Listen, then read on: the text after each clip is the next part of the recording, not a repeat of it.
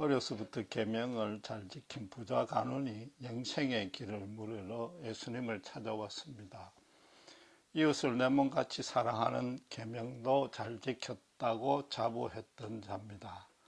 예수님이 그에게 전 재산을 팔아 가난한 자에게 나눠주라니까 재산이 많아서 근심하고 돌아갔습니다. 그러자 예수님은 부자가 천국 들어가는 것이 낙타가 바늘길을 들어가는 것보다 더 어렵다고 했습니다. 사실상 그 확률은 거의 제로라는 말입니다. 그러자 성질이 급하고 또 그래서 순진했던 우리 베드로가 우린 모든 것을 버렸습니다. 그럼 무엇을 얻습니까? 라고 예수님께 질문했습니다. 제사를 지키려 돌아간 간원과 자기들은 다르다는 것입니다. 그렇다고 해서 예수님을 위해서 충성했으니까 그 보상을 달라는 이기적인 욕심만으로 물은 질문은 아닐 것입니다. 영생의 길을 물은 간원에게 예수님은 두 가지로 답을 했습니다. 첫째는 모든 것을 버리라고 그랬고 둘째는 당신을 좇으라고 그랬습니다. 그래서 베드로는 27절에서 그 두 조건을 저희가 다 충족시켰다고 먼저 전제했습니다. 그런데 예수님이 구원은 사람이 하는 것이 아니고 하나님만이 할 수 있다고 단서를 달았기 때문에 자기들 나름대로는 최선을 다했는데 혹시라도 하나님의 구원 안에 들지 아니했을까 조금 불안해졌기 때문에 영생을 다시 한번 확실하게 얻었는지 다지려는 뜻이었던 것입니다. 그러니까 예수님도 29절에 답하시면서 결론으로 영생을 상속받을 테니까 안심하라고 그런 것입니다. 베드로의 이 질문은 굉장히 중요한 의미를 가집니다. 그도 구원은 하나님만이 주관하신다는 것점은 알고 있습니다. 그런데 예수님께 자기들의 구원 여부를 판단해달라고 요청한 것입니다. 그렇다면 그는 예수님은 구원을 주시는 하나님이거나 최소한도 하나님이 보내신 메시아란 것을 믿었다는 뜻입니다. 마태복음 16장 16절에 예수님은 그리스도시요 살아계신 하나님의 아들이라고 고백했던 그 믿음이 없이는 아무나 할 수 있는 질문은 아닌 것입니다. 예수님도 마찬가지로 인간 랍비라면, 그래서 그리스도가 아니라면 도무지 할 수 없는 대답을 하셨습니다. 28절에 세상이 새롭게 될 때에, 즉 마지막 심판 때에, 새 하늘과 새 땅으로 바뀔 때에 인자가 영광의 보좌에 앉아서 심판하신다고 했습니다. 그 인자는 예수님 당신입니다. 당신께서 다시 이제 구세주가 아니라 심판주로 오셔서 심판을 주도한다는 것입니다. 이건 어떤 인간도 말할 수 없는 얘기고 심지어 상상조차 못하는 내용인 것입니다. 이거로 한번 가정을 해보십시오. 예수님이 이 땅에 안 오셨다면, 그래서 베드로가 영생의 길이 궁금했다면 대제사장을 찾아가 물을 수밖에 없습니다. 그럼 대제사장으로서는 하나님의 계명을 지키고 장로의 윤을 어기지 아니하면 구원을 얻는다고 대답해 주었을 것입니다. 그럼 베드로도 그걸 다 지켰습니다. 그럼 대제사장은 그럼 됐다, 오케이, 가라 그랬을 것입니다. 그런데도 베드로로서는 이 부자 간원처럼 제가 어려서부터 이웃을 내 몸같이 사랑하라는 계명도 다 잘 지켰는데 도무지 마음의 평강이 없고 갈급합니다. 어떻게 하면 좋겠습니까?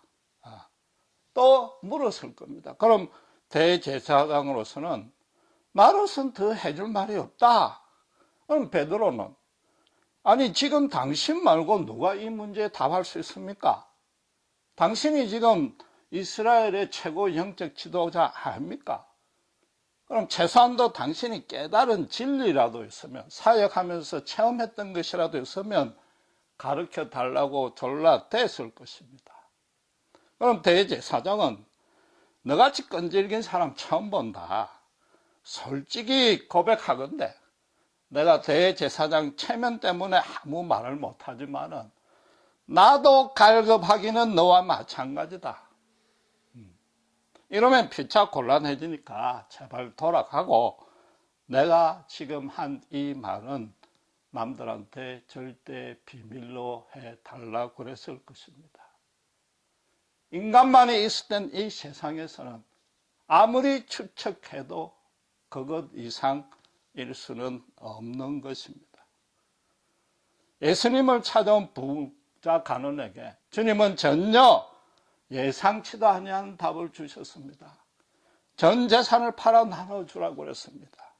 또 대제사장이라면 대제사장조차도 죽었다 깨어나도 못할 말을 했습니다. 당신을 쫓으라고 그랬습니다. 예수님이 제시한 영생의 길은 사실은 당신을 쫓는 것인데 이 부자간원은 재산 파는 게 걱정이 되니까 예수님 쫓는 것은 아예 생각지도 못했던 것입니다. 반면에 베드로는 처자식과 생업을 뒷전으로 하고 예수님을 지금까지 3년간 쫓았습니다. 유대 지도층의 멸시와 비방을 듣고 감수했습니다.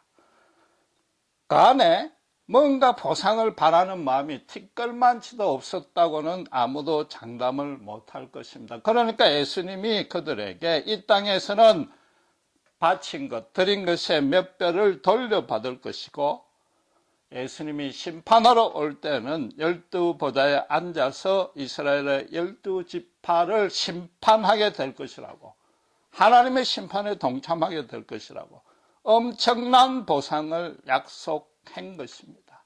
이건 도무지 인간이 할 수 없는 어마어마한 말씀입니다. 어쩌면 부자 간원이 안 돌아가고 이 약속의 말씀까지 들었더라면 전 재산을 파는 것도 고려해 봤을 것입니다. 이 말씀은 또한 오늘날의 불신자들이 이 구절을 정말로 객관적으로 냉철하게 읽어본다면 틀림없이 이런 반응을 할 것입니다. 좀 죄송한 표현이지만은 예수가 뭔데? 아니 예수까지는 오케이인데 예수 믿는 신자가 뭔데 감히 우리를 심판한단 말이냐. 강신자들인 너희들끼리 잘 먹고 잘 헤쳐 먹어라. 성경을 내 동댕이 칠 것입니다. 정상적인 인간이라면 그런 반응밖에 보이지 아니할 것입니다.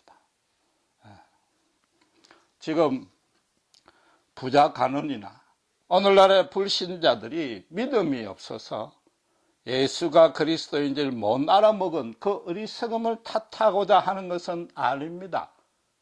그들의 잘못이 아닙니다. 예수님도 사람으로 할 수 없고 하나님만이 할 수 있다는데 제가 어떻게 그들을 야단칠 수 있습니까? 그보다 예수 믿는 우리가 지금 이 예수님의 약속을 어떻게 이해하고 적용하고 있느냐 이겁니다. 진짜로 이 약속을 실감하고 있는가? 이 약속을 붙들고 살고 있는가? 이 약속이 우리의 삶과 인생을 풍성하고 거룩하고 아름답게 만들 수 있는 동기와 능력으로 작용하고 있는가 말이죠. 기껏해야 예수님 말씀 중에 딱 한 구절 바친 것에 몇 배를 돌려준다는 거기에 모든 관심이 쏠려 있지는 않는가 말이죠. 그래서 이 극심한 불안기 중에서도 시간과 돈을 쪼개고 헌금하고 봉사했는데도 왜 하나님 아직도 이 모양 이 꼴인가 불만과 의심과 근심에 가득 차 있지 않는가 말이죠. 그런데 문제는 베드로가 모든 것을 버린 것이 아닙니다. 부자 간원에게는 모든 것을 팔아서 나눠주라고 했는데 베드로에게 그렇게 말씀하신 적이 단 한 번도 없습니다. 베드로의 재산의 소유권은 여전히 베드로에게 남아 있었습니다. 실제로 예수님이 부활한 후에도 잠시 동안 갈릴리에 돌아가서 두고 온 배와 그물을 가지고 고기잡이를 했습니다. 거기다가 베드로는 가난하지도 아니했습니다.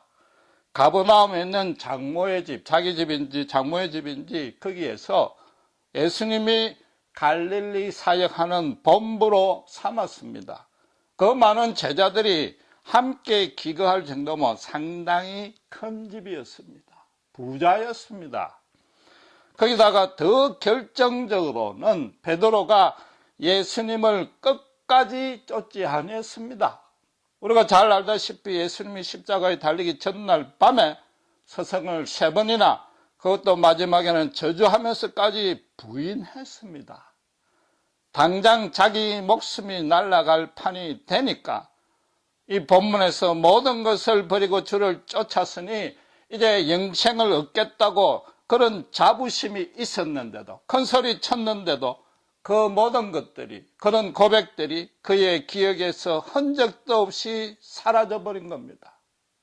부자 가난이 찾아와서 내가 어려서부터 모든 계명을 잘 지켰다는 자부심이 너가 거지가 되어라, 그러고도 나를 쫓겠느냐는 예수님의 말씀 한마디에 그때까지 유대사에서 최고로 의로웠던 그 의로움이 산산조각나고 누더기처럼 바뀐 것이나 지금 베드로나 마찬가지인 것입니다. 재물의 이력 앞에 그는 항복하고 돌아갔지만은, 물론 베드로는 재산을 뒤로하고 예수님을 그리스도라고 고백했고 처자식을 떠났으며 유대인들의 비방을 받으면서 예수님을 수종했습니다.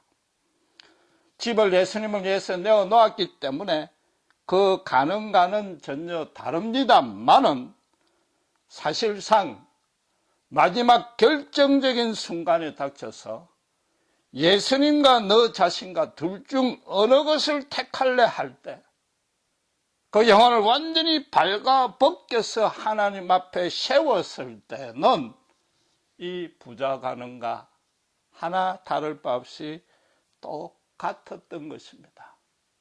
그럼 하나님은, 예수님은 왜 베드로는 12지파를 심판하는 그런 엄청난 영광의 자리에 올리고 예수님과 방불한 그런 자리에까지 오른다고 약속하셨던가?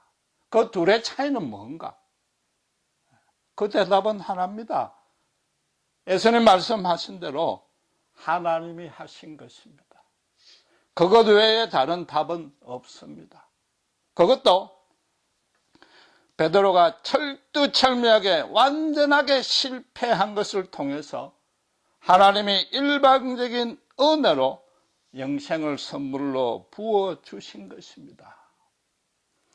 대제사장의 하녀는 어떤 사람입니까?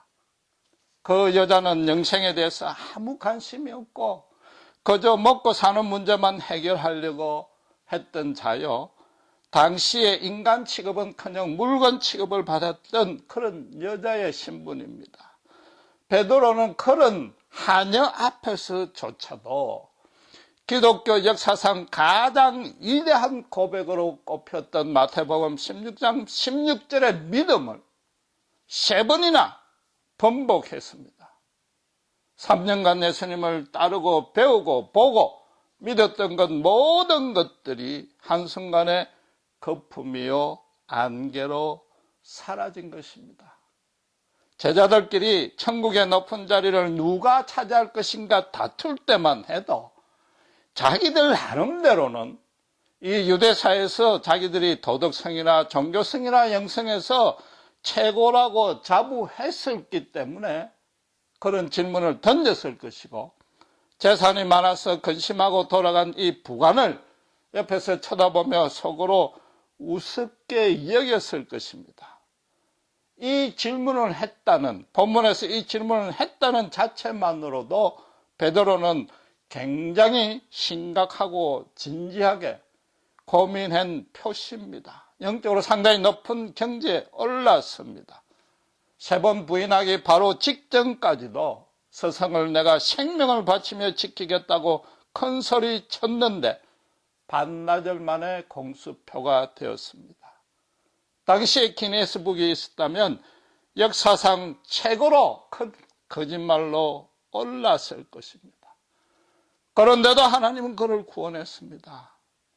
하나님만의 방식으로 구원했습니다. 그리고 마지막에 심판 보좌에 주님 곁에 앉힐 것입니다.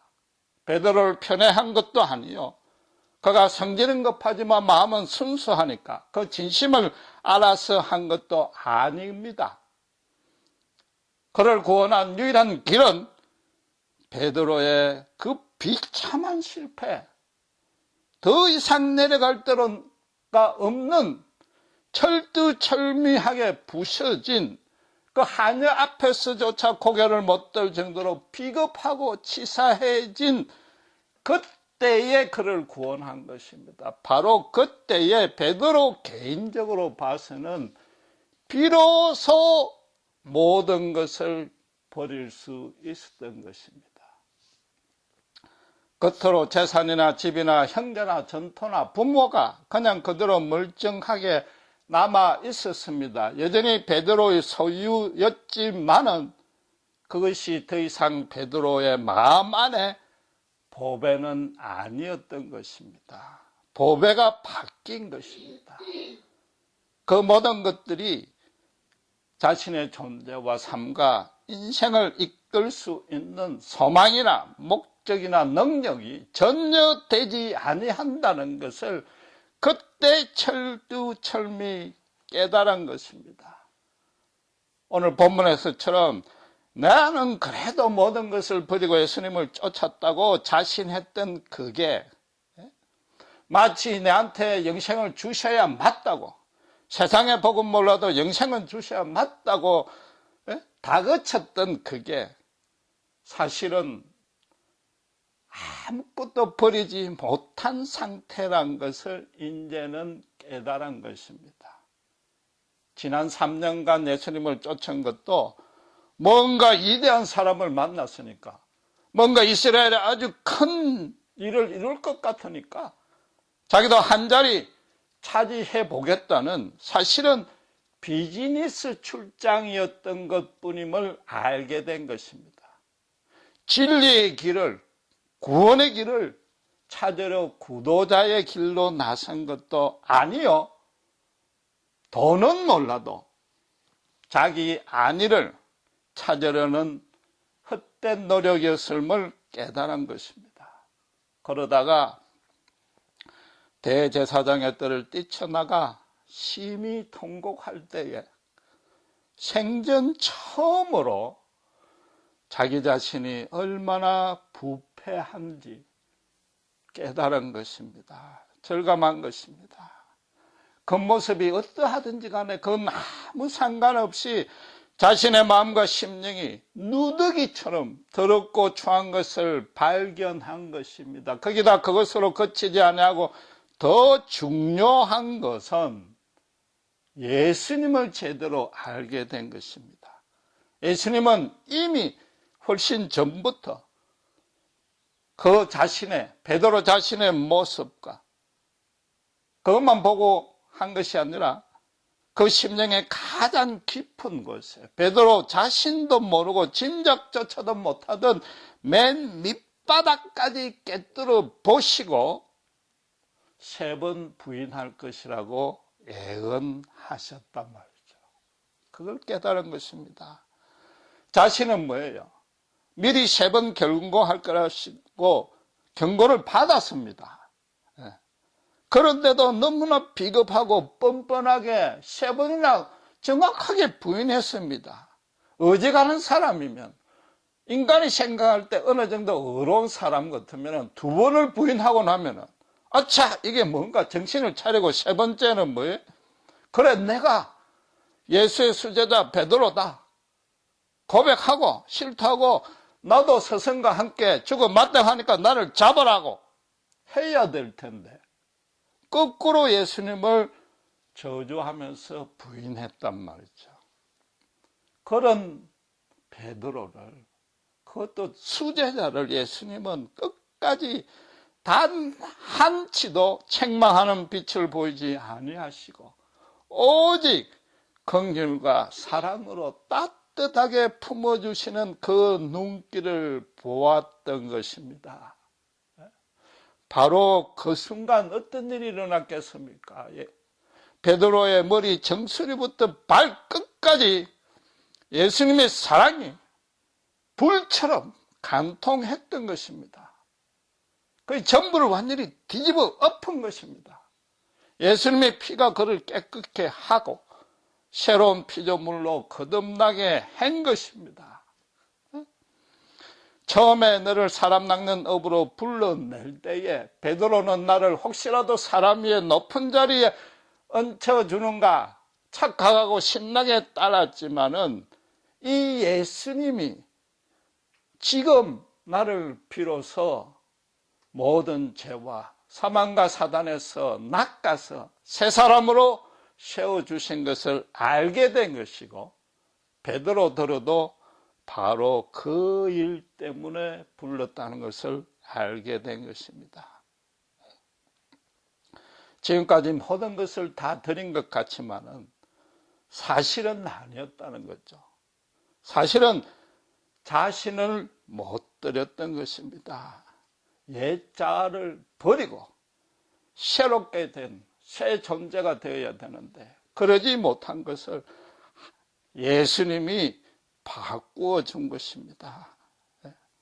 예수님만이 하나님의 그 십자가에 드러난 사랑만이 유일한 소망이요 목적이요 알파요 오메가요 처음이요 끝임을 비로소 그때 깨닫게 된 것입니다. 만약에 이 부자 가문도 전 재산을 팔고 예수님을 쫓았다 한들 여전히 베드로와 똑같은 깨어짐을 통해서 철두철미하게 부서지는 걸 통해서 똑같은 절차를 통해서 그를 영생으로 인도했을 것입니다. 예수님이 모든 것을 버리라고 그 위에 나를 쫓아라 한 그 가운데는 우리의 생명도 포함이 되어 있는 것입니다. 우리의 전부가 거기 포함이 되어 있는 것입니다. 자기가 가진 것 중에 가장 중요한 것이 바로 내 자신이요 내 생명인데 그걸 버리지 아니하고 어떻게 모든 걸 버렸다고 감히 말할 수 있느냐 말이죠. 예수님이 또 그렇게 다 버리라고 요구할 수 있는 근거가 뭡니까? 예수님께서 우리 대신에 당신의 생명을, 당신의 전부를 주셨기 때문인 것이고 예수님이 모든 것 버리고 나를 쫓으라는 것이 바로 이 의미이며 이것이 구원의 시작이요 믿음의 본질인데 그걸 어떻게 인간이 할 수 있습니까? 인간은 도무지 할 수 없고 하나님만이 할 수 있다는 것입니다. 부자 가문이 어려서부터 계명을 지켰고 그런 자에게 전 재산을 팔아 구제해야만 구원을 주신다는 것이 절대 아니며 전 재산을 파는 것 인간의 99.9%가 팔고 가난한 자를 구제하는 그 일조차도 못하는데 어떻게 그 생명을 모든 것을 자기를 버려서 산산조각 나도록 하게 하는 것은 이 세상에 단 한 명도 없는 것입니다. 하나님 대신 예수님만이 우리를 너무나 사랑하셔서 그 길만이 살 수 있는 유일한 길이기 때문에 그렇게 해 주신 것입니다. 23절 24절에 부자가 천국 가기 힘들다고 비유하면서 우리 개역 성경에는 너희라고 번역이 되어 있지만은 원어로는 children입니다. 아이들아, 너희들아. 그들이 비록 온전한 믿음은 아닐지라도 처자식 버리고 함께 고생한 것이 기특했을 수 있습니다. 또 영적으로 순진하니까 참 귀여웠을 수도 있습니다. 물론 그들을 사랑해서 그 말씀을 하셨지만은 예수님이 지금까지 일관되게 강조한 주제가 뭡니까? 천국입니다. 천국에 입성할 수 있는 자는 하나님 앞에 어린이처럼 낮아진 자요, 그 자가 천국에서 큰 자라고 했습니다. 예수님은 지금 베드로가 부인하기도 전에, 훨씬 이전에, 십자가에 달리기 이전에 이미 12 제자를 천국에 입성한 자요, 천국에서 큰 자요, 장차 12보좌에 앉을 자로 대우해 주셨다는 겁니다. 본문에서 이렇게 아직도 교만에 가득 찬 질문을 하고 있는 베드로에게 그 전에 예수님은 어린이들로, 천국 시민으로 대우해 주신 것입니다. 예수님이 먼저 그들을 찾아와서 제자로 선택하셨고, 도저히 말도 안 되는, 인간적으로 봤을 때 가장 치사한 그를 지금 가장 높은 자리에 앉혀 주실 것입니다. 그걸 예수님이 말하자면 그를 완전히 실패를 시켜서 결국에는 최고로 낮아지는 그 자리에 낮추셔서 구원을 해 주셨는데, 그게 바로 하나님의 은혜요, 사랑이요, 하나님 말씀이 하실 수 있는 구원인 것입니다.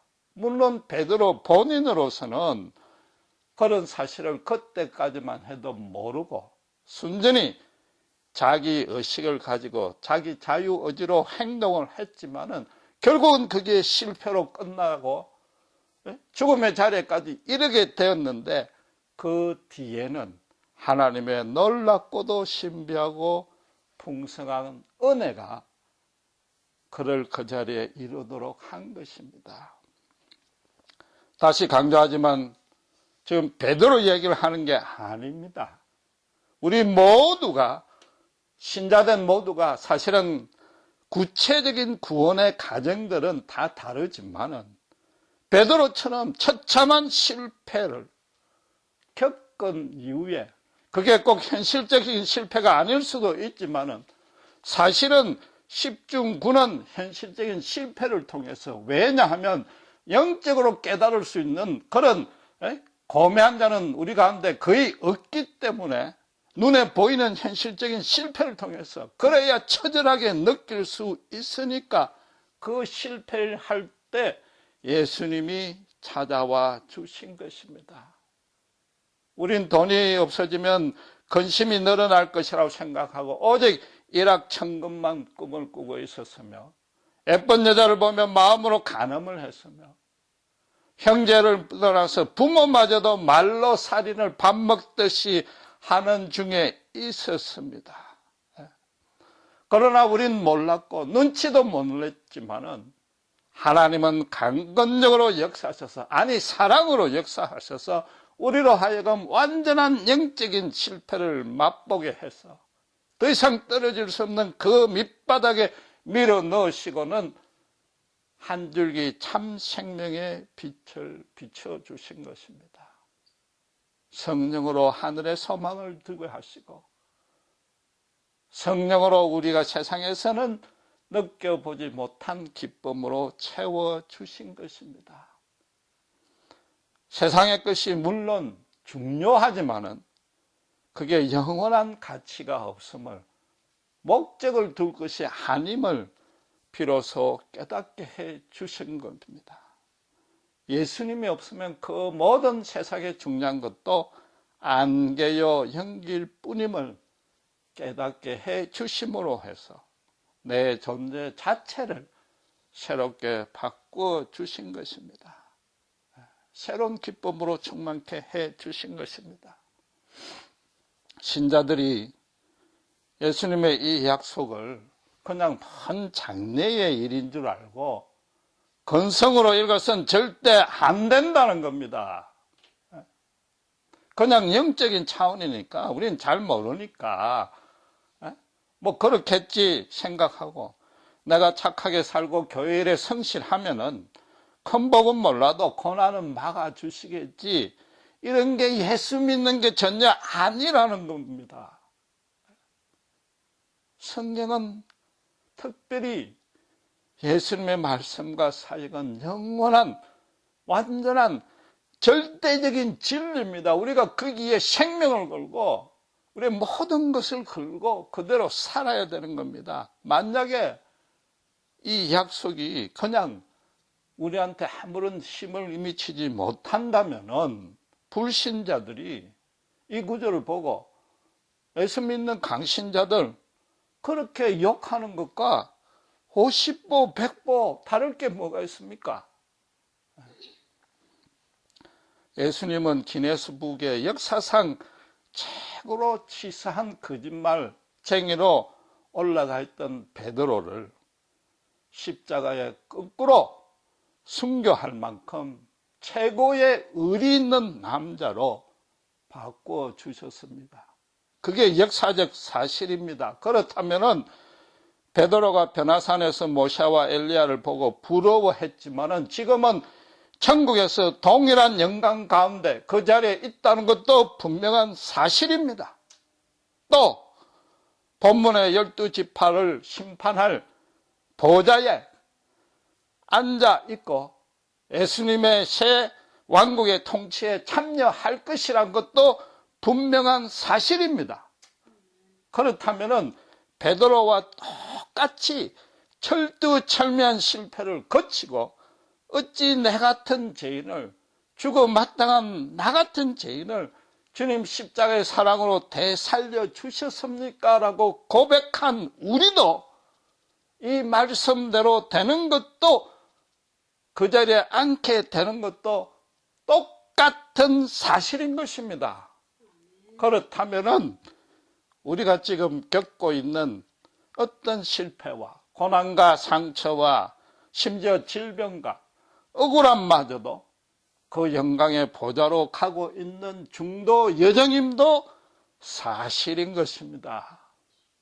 그래서 예수님은 본문을 통해서 우리에게 똑같은 요청을 하시고 똑같은 약속을 하십니다. 모든 것을 버리고 당신을 쫓아라.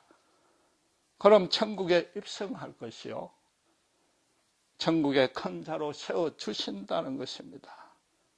아니 더 중요한 것은 이미 우리를 아이라고 부르고 있는 것입니다. 그렇게 된 것입니다. 그렇게 된 자로서 우리를 대우하고 사랑하고 계시는 것입니다. 우리가 할 일은 오직 하나입니다. 예수님께 붙어 있는 겁니다. 생명나무요 포도나무이신 그분께 붙어만 있는 것인데 그게 단순히 교회 생활에 열심을 내라는 것이 아니라 현재 눈에 보이는 이 고난과 상처와 억울함이 장래받을 천국 영광에 비해서 아무것도 아님을 알게 되는 것입니다. 어떤 실패와 고난도 그 가운데 하나님의 놀랍고도 풍성한 신비한 은혜가 숨겨져 있음을 발견할 줄 아는 것입니다. 예수 믿는다는 본질이 뭡니까? 기독교적인 모습을 띠는 것이 아니요 재물과 건세와 명예뿐만 아니라 이 세상의 어떤 의로운 도덕이나 종교마저도 우리에게 절대로 평강은커녕 안식도 주지 못한다는 것을 알게 된 것입니다.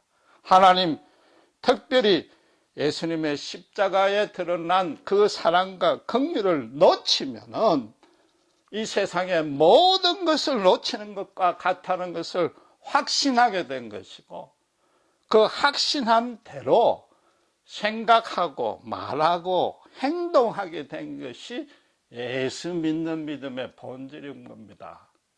우리가 거룩한 성자가 되었다는 것도 아니에요. 단지 세상의 어떤 것도 우리를 흔들 수 없다는 것을 알게 된 것이단 말이죠. 그렇게 사는 것입니다. 불신자와 신자의 차이가 뭡니까? 불신자는 자기 밖의 것을 풍성하게 하면 근심이 없어지거나 그 반대로 도덕적인 사람은 자기 밖의 것을 다 버리면은 자기에게 평강이 있을 것이라고 착각하는 자입니다. 신자는 다른 것입니다.